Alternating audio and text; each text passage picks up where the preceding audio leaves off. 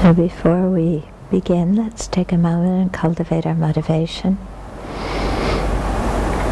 And cultivate a kind heart,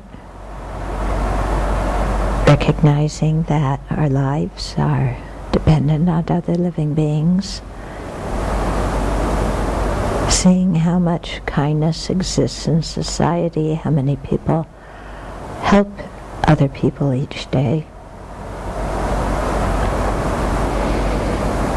And so to bring forth a mind of kindness within ourselves, wanting to make a positive contribution to society, to the welfare of all living beings. And seeing what we're about to do now in deepening our spiritual practice and spiritual awareness to be one part of creating that kindness in ourselves so that we can extend it to other living beings.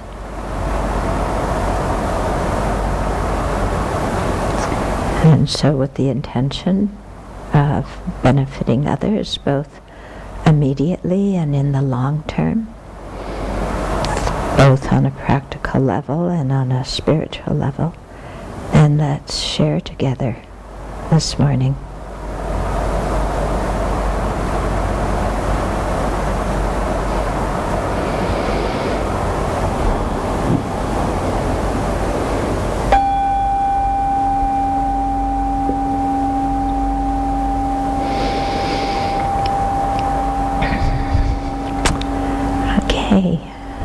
So, welcome to the Abbey, everybody. And we're going to be continuing on with Don't Believe Everything You Think. I've been, since the beginning of the year, giving one talk each month on our Sharing the Dharma days, using this book. And so the verse, the text that the book is based on is a poem with 37 verses that are practices by bodhisattvas. Bodhisattvas being those individuals who have great love and great compassion equally for each and every living being, and who, motivated by that love and compassion, have an altruistic intention to become fully enlightened for the benefit of all living beings. Yeah, we're going to do verse 5 today, which is a lovely verse. The topic is bad friends. Not good friends, but good friends is next verse, so you have to come back next month for the good friends. Okay, first is like, let's look at our bad friends and see what's going on. Okay, so the verse says, when you keep their company, your three poisons increase. Your three poisons means ignorance or confusion, clinging attachment, and anger. Okay, your activities of hearing, thinking, and meditating decline, and they make you lose your love and compassion. Give up bad friends. This is the practice of bodhisattvas. Okay, so when we keep their company, your three poisons increase. Okay, so how do attachment, anger, and confusion increase when we keep the company of bad friends? Okay, so actually we're not starting out with the definition of bad friends. We're seeing what effects relating to certain people have on us, and then calling that bad friendship. Okay, not that those people are bad. Yeah, they're not bad, but the friendship is not conducive for our spiritual well-being and our virtue and our wholesomeness. Okay, so with some people, how does our attachment increase? Yeah, well, we get attached to the people, for one. Okay, and then we do all sorts of funny things sometimes when we're attached to people. We become people pleasers. Yeah, and we run around excuse me, trying to do things that we think are going to make them happy, and in the process we may step on the toes of many other people. Yeah, have you ever done that in your attempt to make one person who you're very attached to happy? Then you've made a lot of other people miserable in the process of it. Okay, so that's one fault. Certain people also, when we hang around them, our anger increases because they have the kind of speech where they like to really put other people down. Yeah, and so we all know when we hang around people who like to gossip, then we gossip. When we hang around people who are angry, who are always telling us, oh, this person this and that person that, look at this one, that, then we become like that too. And so in our workplace, we may get embroiled in office politics, taking the side of one person against another. We may get angry at friends because we've heard stories, or get angry at neighbors because we've heard stories from other people about them without really knowing whether those stories are accurate or not. When we hang around certain people and their talk is just always negative, then our mind always gets negative and angry too. And that doesn't help us very much, because the more judgmental and jealous, envious, angry, resentful we become, then the more unhappy we are, and the more we do things that really create difficulties in our lives. Okay, and then some people we hang around and they increase our confusion, basically because they don't have a good outlook on life. Perhaps their outlook on life is whatever feels good, do it, as long as you don't get caught. And if you get caught, blame it on somebody else. Sound familiar? So, when we hang around people who are like that, then we begin to have confused ethical standards too. Yeah. So we usually think of this kind of thing happening to kids and teenagers, but it actually happens to adults, and it can even happen in our own families. Somebody we know wants to do a kind of shady business deal and wants us to be involved and put out some money or write them a letter of recommendation or who knows what. And then we get sucked into this thing of dubious ethical value and become quite confused about it. Yeah. So it's not difficult to happen, and you can read, the newspapers are full of stories of politicians and bankers and stockbrokers and CEOs who have fallen into this very pit. So it's something to really look out for. Okay? So, people who when we hang around with them, our attachment, anger, and confusion increase. We call those people bad friends because they don't increase the virtuous side of ourselves. And it's interesting regarding this because, I often in discussion groups ask people to think about, well, what qualities do you look for in friends? Yeah. And many people say, well, I haven't actually thought about that before. I just go out and meet people, and whoever is fun to be with, well, they become a friend. Yeah, whoever is fun to be with, whoever makes my ego feel good. Somebody just wrote me this last week in an email. He realized that his definition of a friend was somebody who made his ego feel good and did what he likes. Yeah? And so often when that's the criteria for forming a friendship, then we get involved in some really dysfunctional relationships. Yeah? Because we expect people, your job description as my friend is to make me feel good. Yeah? So then what does that person have to do sometimes if they want to be our friend? They're in a position where they may have to do things against their ethical standards to please us. Yeah. And so it goes both ways. We bring out the worst in other people, they bring out the worst in us. Because we're increasing each other's attachment and often jealousy and anger. So when you talk with people who are constantly jealous of another person, then we easily get jealous of that person too.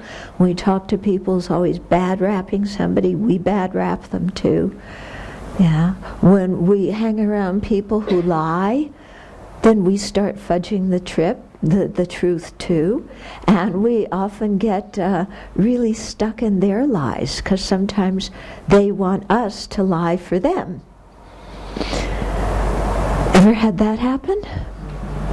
That's really unpleasant. I do not like when people ask me to lie for them, and I tell them no, flat out, because if you're doing something that you don't want other people to know about, then I'm questioning what you're doing.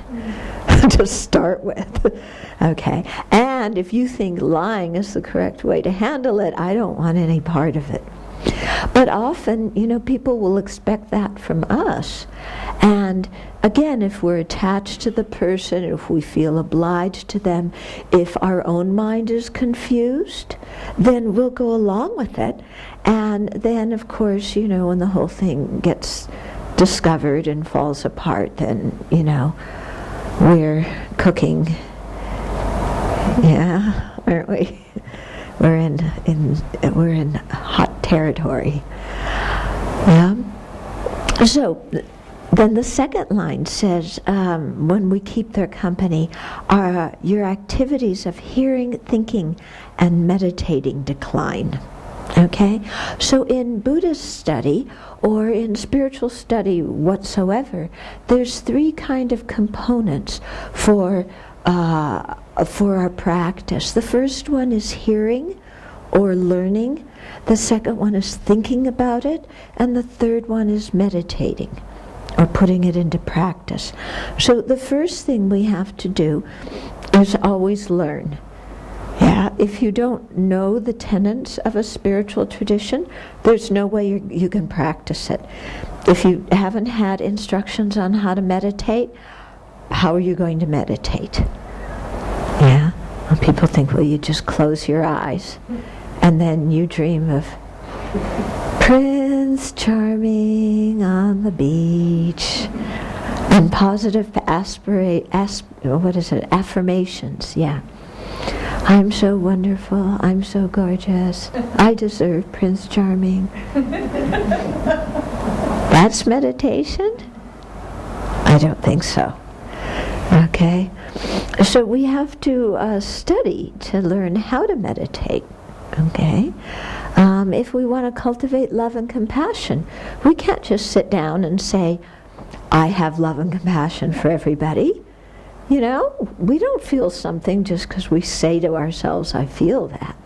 So all these things need to be cultivated, and to cultivate them properly, we need teachings. We need to study, listen to teachings, okay, read books, doing what you're doing right now, okay, coming to Dharma talks.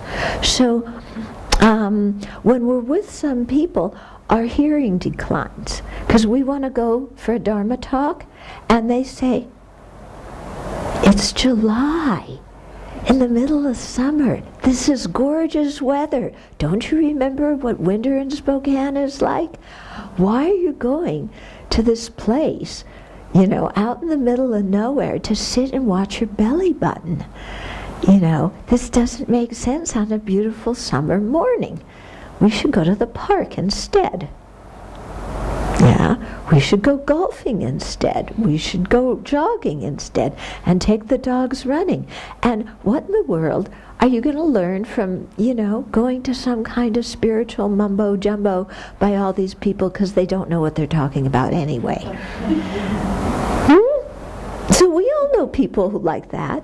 I used to be a person like that, actually. True confession.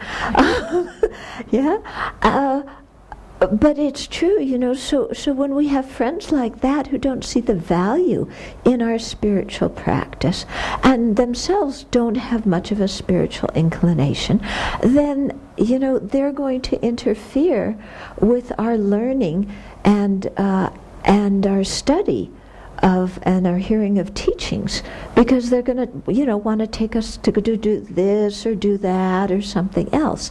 And it's not that these people are evil. They care about us and they love us and they want us to be happy. It's just that their definition of happiness means sensual pleasure of this life, whereas, in spiritual practice, you're looking for a different kind of happiness, a happiness that comes through pacifying our disturbing emotions. Okay? So, the people don't mean bad, but it's just, they're confused themselves, and we wind up following them in confusion, so we don't learn the Dharma. Okay? If we don't learn the Dharma, then the second step of thinking about the Dharma being the Buddhist teachings, then that doesn't happen either, because you can't think about something if you haven't learned it. Okay, so in our spiritual practice, first we have to learn, then we have to think about what we learn. Okay, so Buddhism is very strict about this. It's extremely important to think about the teachings, to investigate them, to examine them, not just to say, well, Buddha said that, I believe. Yeah, blind faith is not encouraged in Buddhism at all, because blind faith is basically unstable. And if somebody else comes and asks you a question or puts forth another point of view, you don't know how to respond because you've never thought about anything. Okay, sometimes even if we've thought about it, it's quite a difficult point and we still don't know how to respond, in which case we go, I'll go study some more, or I'll go ask my teacher and I'll get back to you later. Okay, but it's very important to think about and investigate and discuss with our friends, whatever spiritual teachings that we hear. And so it always makes me very happy when people come to the Abbey with their relatives or their spouses or their kids or whoever it is, their good friends, their colleagues at work, because then there's somebody right away that you can talk about, and investigate the teachings with. And even if, you're coming alone and none of your friends are interested in the Dharma, you just take a book and just kind of leave it around, and maybe they'll read something and then you can start talking, about the Dharma with them. Actually, I had a friend when I was living in Seattle. She had red hair and she had lupus, so she was in a wheelchair. She worked for the FAA, so they used to call her Hellfire on Wheels, with her red hair and her hot temper. Okay, and she, started coming to the Buddhist to the teachings I was giving and all, and had a whole set of tapes. These were in the days when people had cassette tapes, and she would play them sometimes at her break time at work, and she really began to change, and her colleagues at work noticed it, and one of her colleagues said, "What's happening to you? You're not living up to Hellfire on Wheels anymore. You're much calmer than you used to be." And then she said, well, I've been going to these Buddhist classes, and one of her friends got totally interested in it and borrowed the whole set of 160 tapes to listen to himself. Yeah, and so then they were talking about the Dharma at work. Okay, so you learn, then you discuss, and you think about things. And then third, you meditate. So meditate means really putting it into practice, integrating it in your mind, making it part of your life, familiarizing yourself with it so much that it becomes second nature. So this really takes time. It's not that we learn something and then we learn the antidote to anger, and then ever since that day we never get angry again. No, our anger is quite a strong habit within us. So we need to really put the teachings into practice repeatedly again and again, familiarize ourselves, establish another habit. And so in this way we really start to change. So these activities of hearing, thinking, and meditating, which are so crucial for our spiritual progress, again, when we hang around certain people, these activities don't get done. Because our friends would much rather go to the late night movies on Saturday night, so we don't make it up for Dharma class on Sunday, or just even on weekdays, want to go out drinking and drugging, and so we don't get to bed until late, and so our morning practice goes out the window because we have to get up and go to work right away. So our meditation suffers, our thinking about the Dharma suffers, because these people aren't so interested in spiritual topics. They'd much rather talk about politics and sports and where the latest sales items are and what kind of car you can get, and complain about the government and everything like this. So then our time gets taken up with other activities that we may actually enjoy to some extent, but they leave us high and dry in the end because they don't contribute to our spiritual well-being and instead increase our clinging attachment, our anger, and our confusion. Okay? So it says, when you keep their company, your three poisons increase, your activities of hearing, thinking, and meditating decline, and they make you lose your love and compassion. That's a big problem. If we hang around people who make us lose our love and compassion, and how do they do that? Often because they're very judgmental. They're jealous. They really like to criticize other people. If we have some compassion or we wish to be generous and reach out and help somebody, they say, don't do that. Why should you get involved with these people? Why should you help? And so they discourage our generous qualities. They discourage the part of us that wants to live a very ethical life. And instead they want us to engage in all sorts of other activities. And so we really are very, very influenced by the people we hang out with. And I'm sure many of you are parents, and I'm sure one of the things that you tell your children is, think for yourself. Don't let your friends talk you into something that you know isn't good to do. Right? You tell your kids this, don't you? Even if you like that friend, if they're telling you to do something dishonest, or they're telling you to take drugs or get drunk, don't do it. You think for yourself and do what you know is right. So we always say that to the children. But then how do we act?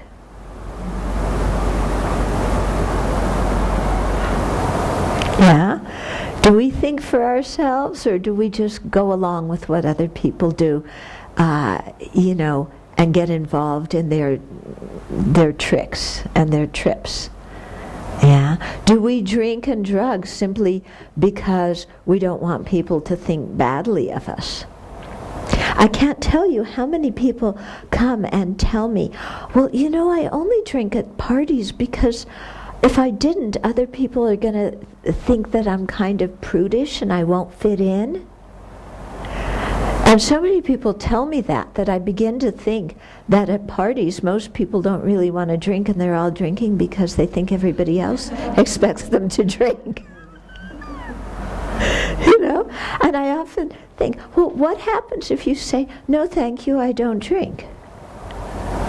Wow, Now, I mean, that could be a big thing, because maybe the person who's asking you to drink is right on the edge themselves. They've been going to AA for a while, trying to get clean, and they're probably going to drink at this party simply because of pressure. But you come along and say, oh, I don't drink, and then all of a sudden they go, oh, I don't have to either. Yeah, it could actually be a big gift to somebody to say, I don't drink. Or even if you don't want to say that, you say, no, thank you. Or you go get yourself some, what is it we used to drink as kids? Grape juice. Yeah. So, I think the thing is to really examine in our lives, who we hang out with and what their effect on us are. And especially if we're with people who are very jealous, who don't want us to have other friends, that's really going to interfere with our love and compassion and our reaching out to benefit living beings, our care and affection for other living beings. Yeah? So, whenever you find that, boy, my love and compassion is going down, I'm becoming much more self-centered, then also think about, who you're hanging out with and the kinds of things that they're telling you, the kinds of values they have. Mm-hmm. Yeah, maybe these are the people who, well, there's what is it? A getaway vacation to Vegas this weekend, a special discount. Let's go to Vegas. And so what do you do in Vegas? You gamble and you come home much poorer. And that money you could have used to create virtue. You could have given it to a charity. Could have used the money to benefit somebody. Yeah, you could have used the money to go on a retreat or to, go hear teachings or something. But instead, due to this person's influence, you went and spent several $100s on a show in Vegas, plus gambled, and then all that money's gone, and what do you have to show for it? Yeah. So, like I said, these people, they aren't trying to harm us. It's just that they're confused themselves. And if we are equally confused and don't think for ourselves, then we wind up getting involved in things that are not so good for us. Yeah. So it's quite important. So the author of the poem, Togme Zhangmo, his conclusion was, give up bad friends. This is the practice of bodhisattvas. So giving up bad friends, it doesn't mean that you go to somebody and say, I don't like you anymore. Like we used to do in 6th grade. Remember? I don't know about you, I was terrible to people in 6th grade. So it doesn't mean we do that. But just we distance ourselves in a very, polite way. We just create some space, we just create some distance. We're still friendly to those people. If you work with them, sometimes you're even related to them. You're friendly, you chat with them, but you don't make those the people that are your really good friends, who you go and talk to when you have a problem, or whose advice you seek. Yeah. You chat, little chit-chat, keep a nice relationship, but you don't create anything deeper where they could influence you in a disturbing way. And instead, you start looking for the kind, keep your eyes open for the kind of people who behave in ways that you admire, or who have qualities that you admire. Yeah, and then start, cultivating friendships with those people. My mother used to say to me, birds of a feather flock together. Yeah. I've always thought of writing a book on sayings of my mother. Yeah, wisdom that she didn't know she was giving me. Yeah, but it's true. Birds of a feather do flock together, and we become like the people we hang out with. So, to really think, well, who are the people that I respect? Yeah, who has good qualities? Who are the people who make me feel good about the state of the world, who encourage me to do good, to be good? Who are the people who temper my craving and tell me to chill out when I'm angry? Yeah, and those are the people that will help me if I create good friendships with them, and so then go about getting to know them and becoming friends. Yeah. Whereas the people who are always, one thing after another, give me this, give me that, do this, do that, yeah, complaining about this, complaining about that, then those people we just keep a distance from. Yeah. Okay.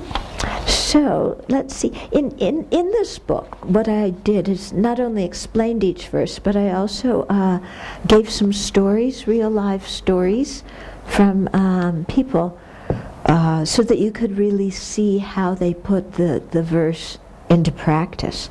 So let me see what the story is here. Oh, this is a story by, guess who? You. Yeah. Okay. It's called Out on a Limb in Idaho. Can I read it? Okay.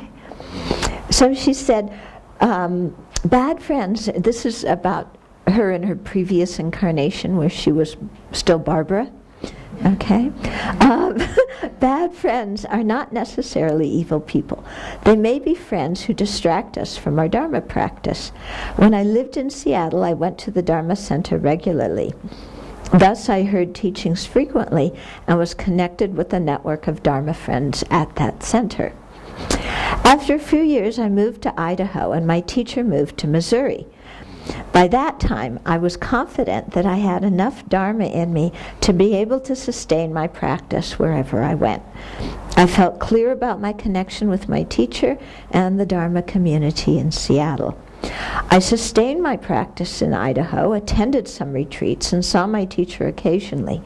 But I didn't receive teachings regularly or have the constant support of the Dharma community, and this affected my practice.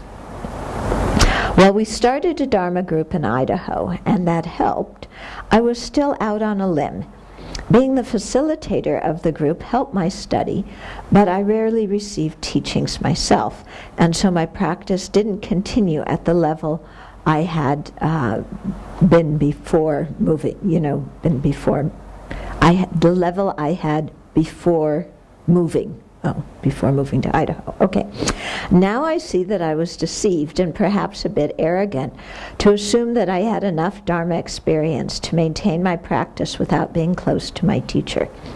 Even though many years have passed since that time, I still feel that I am making up for the damage my practice suffered when I was apart from my teacher and a supportive Dharma community. Sometimes we may be able to clearly identify the people we don't want to hang out with, people who are bad friends in the sense of getting us involved in unethical behavior or encouraging us to lie or to create disharmony between others. The people in Idaho weren't bad friends in that way. They were good people. Okay, many of them wanted to develop a Dharma practice, and we had good Dharma exchanges. However, building new relationships with people drew time away from Dharma practice, which was where I really wanted to put my energy. Thus, the meaning of this verse is much more subtle than I would have initially thought. I came to understand that a bad friend, in quotes, is anyone with whom I spend time developing a relationship that isn't taking me towards the Dharma. Fortunately, what began as being out on a limb in Idaho had a happy ending. Later, Sravasti Abbey was established an hour's drive away, and the Coeur d'Alene Dharma Friends is now going strong. Okay. So that's a story, just talking about one person's experience. Yeah. So I think, friendships are important. His Holiness Dalai Lama always talks about that, always says that we're social creatures. We are. We're social. We don't live alone. We're always in relationship with others. And from the moment we're born, we're social. We're taken care of by other people. We aren't like baby lizards that kind of hatch from their eggs and are independent all by themselves. I don't think. Or do mama lizards take care of baby lizards? Does anybody know? Okay. Yeah. But, we're very social creatures, and we really depend on other people. We're always in contact with other people. And so relationships are really important. And so it's quite crucial for us to form good friendships, of people who are going to help us become the kind of person that we want to be. And so that's why in Dharma centers I really encourage people to become friends and to see each other outside of Dharma class. In other words, not just come to the Dharma class, hear a teaching, meditate, go home, and that's it. But to really get to know the people in the class, because then you can talk about the Dharma teachings together and help each other understand them. And like this afternoon, we'll have a discussion, as we do every Sunday when we have Sharing the Dharma Day. And the discussion is about a particular Dharma topic. And the discussions always ask us to look inside our own heart and to look at our own experience and how some, Dharma point or teaching affects us and how we relate to it. And then we discuss it. We break up into small groups, and each person contributes. Nobody is allowed to dominate the conversation because everybody has to speak. And what it does is it gives everybody a way to discuss the Dharma, often with complete strangers, but in a way that's very personal and related to ourselves. And when you do that, then you establish a special kind of relationship with that person. As soon as you talk about anything spiritual, even with a stranger, and you see that they understand and respect the part of you that has spiritual yearnings, that wants to go forward, that doesn't just want, my happiness now. When they see that part in you and respect it, they become a very special kind of friend. And we become a special kind of friend to them as well. Now, because we're seeing their spiritual aspect, their spiritual yearnings, we're respecting and encouraging those. And so not everybody we meet in life has spiritual interests and wants to even relate in that kind of way. So when you meet the people who do, those people understand and value a part of you that is very special, that not many people even know about, or even if they know about, appreciate. So that, our Dharma friends are really quite special in that regard. I don't know about you, but like in my family is maybe one of the most unreligious families in this country. It's like they're just not interested, not just not interested in Buddhism, even in their own religion. They're just not interested. And so for me, having these kinds of Dharma discussions, it's always got to be with friends outside my family, because when I'm with my family, I have to talk about baseball, and, and politics, and, all sorts of things. So, I don't know, lots of times I'm not too talkative. Because I don't always know about the things they talk about, but the people that we have that have the same interest in spiritual practice that we do are really quite special, and we need to make an effort to become closer friends with those people and to be a good friend to them, to encourage their virtuous qualities. Yeah. And so along that line, I think one way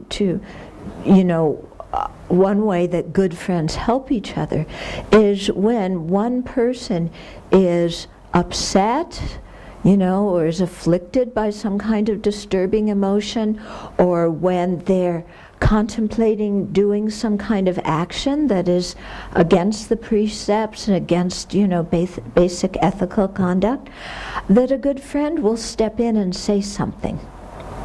Yeah. And so even if our friend comes to us and saying, oh, this person did this and that, and then they did this and then they did that, usually our temptation is to side with our friend against whoever they're complaining about. Okay? But sometimes that's not so wise. In fact, most of the time I think it's not so wise, because being a friend doesn't mean we take the side of our friend. Being a friend means we help our friend grow. Okay, if our friend is upset, if our friend is angry, the way we help them grow is by helping them to calm their mind down and see the situation clearly. So before brainstorming all sorts of ideas and giving them advice, do this, do that, don't do this, don't do that, blah, blah, and before buying in and saying, yeah, that guy's really a jerk, we should really go get them, saying to our friend, wow, it sounds like you're really upset, sounds like you're really angry. Yeah, what's happening? What got ticked off in you? What button got pushed? What are you needing right now? Yeah. How can I help you restore your mind to some kind of balanced state without so much anger? Because anger clouds the mind. Yeah. And I think saying that to somebody is really being a sign of being a good friend to them. Yeah. Whereas jumping in and siding with them against somebody else, that could be creating more discord, more disharmony, more confusion. Then we get angry, then we take sides, then there's more politics in the office and more ill will. Whereas if we just help our friend with that particular disturbing emotion and help them calm down, and see what it is that they're really feeling and really needing, then, they can get more balanced and make their own decisions about what to do. Okay? So I think that's actually indicative of a good friend. And similarly, a good friend will be straightforward. And if our friend is going down a bad path, to just say, hey, I'm having alarm bells ring in my mind about your idea to do this. Is it okay with you if I just tell you what my concerns are? And then voice your concerns and give them something to think about. Yeah. So instead of saying, I don't think you should do that, or that's a bad idea, because some people are really prickly, to just say, I have some concerns about that option, and here are my concerns, and I'm wondering, what other options you have.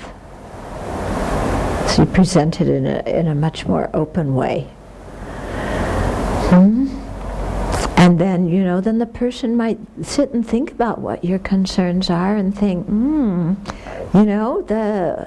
those are very valid concerns. I hadn't thought about that. And I was really on the point of making a very bad decision. And I'm very grateful to this friend who, who stepped in at that point and warned me. Okay? So sometimes people may come to us with their concerns about what we're doing. Yeah? And so before getting angry at them, it could be good to listen to them. They may be a really good friend who has some very good points that we should think about in our decision-making process. Okay, so we have a little bit of time for questions or comments. People want to?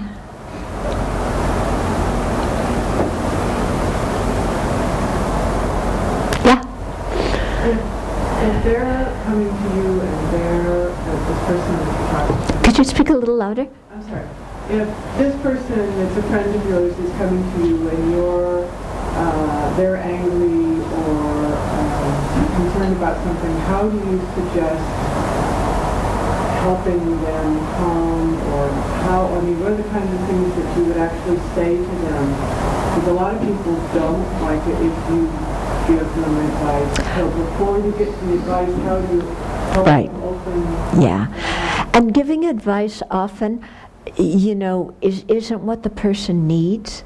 Often when they're upset, what they really need is to be able to talk and to feel understood. They may say, what do I do? But they really don't want advice. Yeah. What they want is understanding. And so I think, saying, okay, what are you feeling? Yeah, why are you feeling that way? What is it inside of you that you really want now? Yeah, not want in terms of to do to resolve the problem, but what kind of feeling or need,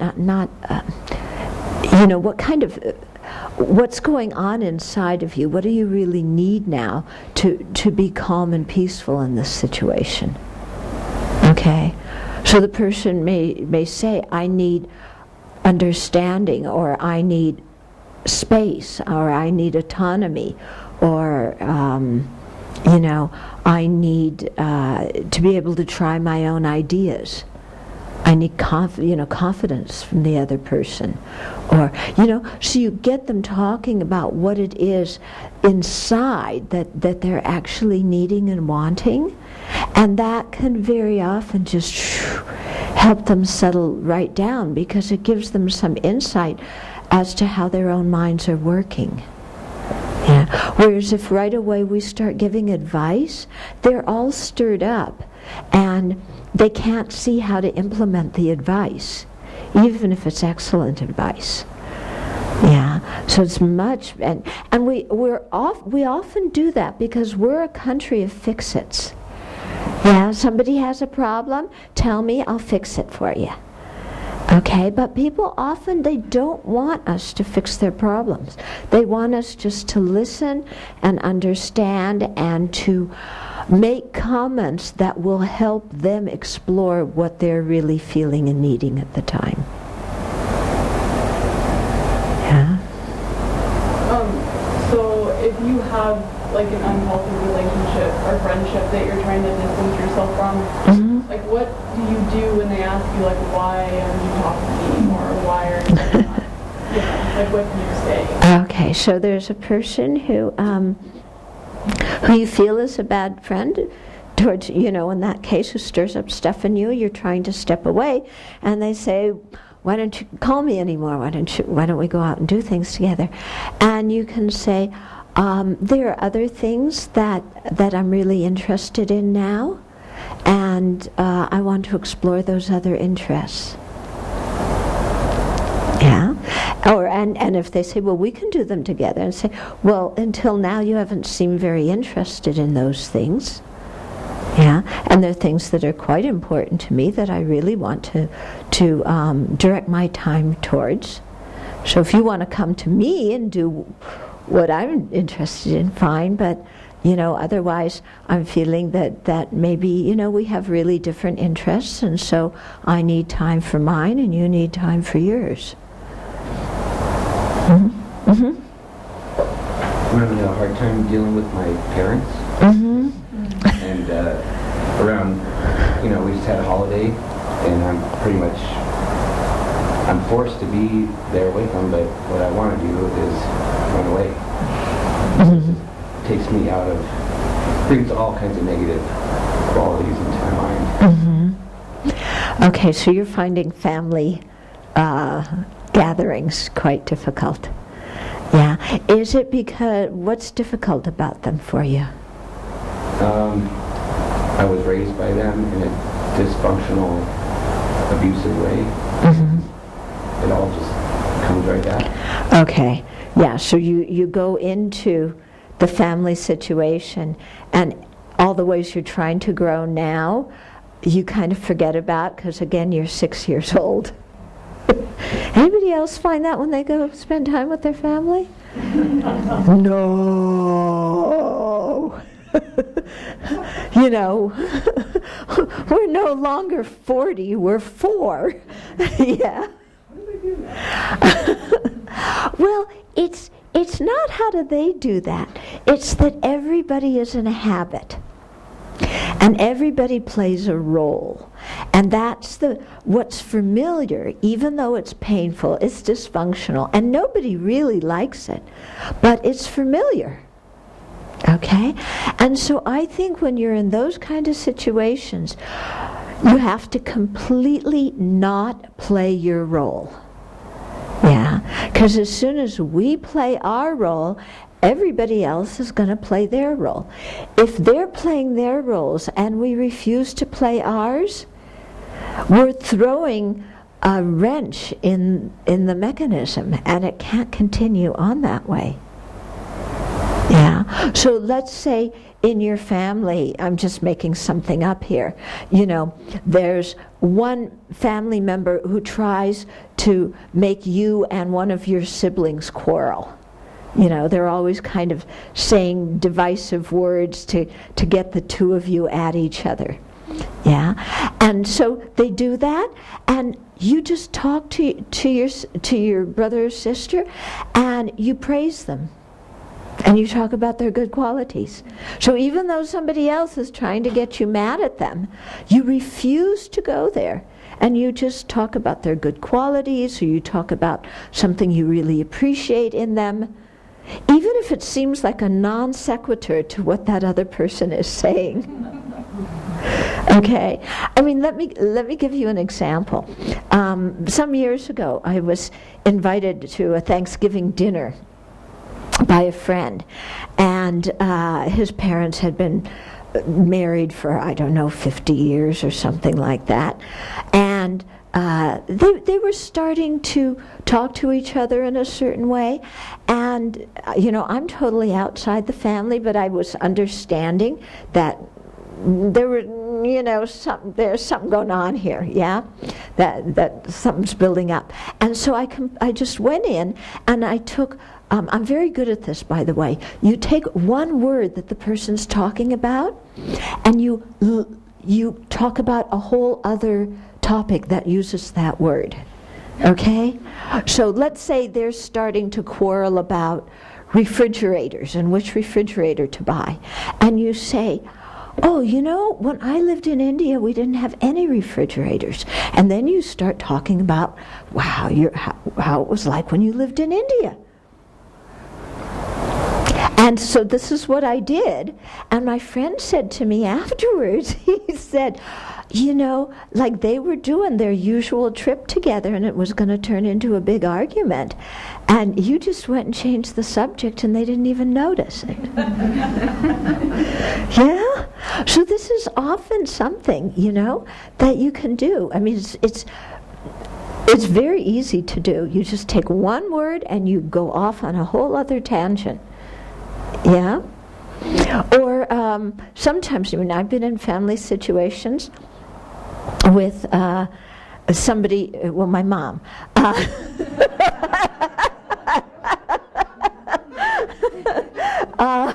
You know, who has this talent of saying these little remarks that seem innocent enough, but she knows that they're hitting at a sensitive point. And so when she would do this, she's dead now, but when she would do this, I would just go along with it sometimes and say, you know, Mom, it's true, I really am that, you know, it's really a pity you have such a stupid daughter. that stopped the conversation. I make a joke about it or something. Yeah, oh, it's true. I really did add that wrong. I wonder how I, got past math in school. And you make a joke out of it. Yeah. Again, you just take it in another way. The trick is to remember we're not 6 years old anymore. And so we can relate as an adult. We can relate in different ways. We don't have to go back to behaving the way we used to behave in that whole mix. Yeah? And so sometimes what I think is quite helpful is to identify some of those family habits, and then in your meditation, kind of, one thing is, well, why do they bother me so much? Kind of, in other words, what is it in me? What's my button that's getting pushed there? And then second, to say, I don't have to relate to the situation through my own sensitivity, through my own button. I can relate to that situation in a totally different way. And then you think of a different way that you can relate to it, and something different you could say or do or whatever. And you kind of run through it, you rehearse it in your meditation. Yeah? And then you just kind of try it. Yeah? So it's from our side, us refusing to play the role. Yeah? And after a while of us refusing to play that role, then actually the whole dynamic can't sustain itself. Yeah.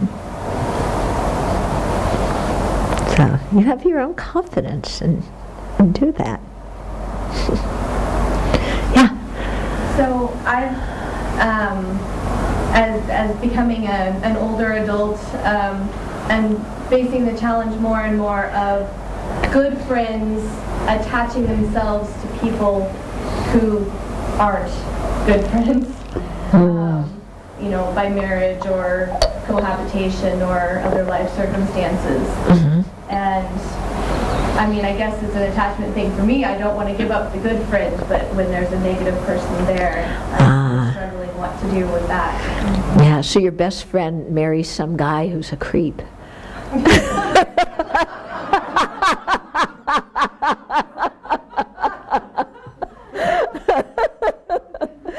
Actually, nobody's really a creep. Yeah, we just give them them that label. Say angry or something. Yeah, angersome or, Then maybe make arrangements to see your friend when that person isn't there. Yeah? Continue the good friendship, but see them, at a different time. Do you tell them, I can't handle being around your significant other or whatever? Yeah. I think if you say it that way, I can't handle, that's going to generate some kind of reaction. You could say, I'm sensitive to certain things, and that person, kind of pushes those buttons, intentionally or unintentionally, and so I find it difficult. So you talk about yourself. Yeah? Now, why in the world did you get involved with that guy? Yeah? Unless, of course, that person is leading your friend down a bad way. And then you could say, I have some concerns. I've seen some changes in you, and I have these kind of concerns. And is it okay with you if I point them out?